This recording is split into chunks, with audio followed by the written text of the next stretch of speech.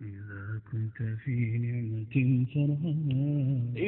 كنت في نعمة فرعها فإن الذنوب تزيل النعم، وحطها بطاعة رب العباد، فرب العباد سريع النقم. وإياك والظلم مهما استطعت، فظلم العباد شديد الوخم. وسافر بقلبك بين الورى لتبصر آثار من قد ظلم، فتلك مساكنهم بعدهم شهود عليهم ولا تتهم. وما كان شيء عليهم أضر من الظلم وهو الذي قد قصم. فكم تركوا من جنان ومن قصور، وأخرى عليهم أطم. صلوا بالجحيم وفات النعيم، وكان الذين لهم كالحلم.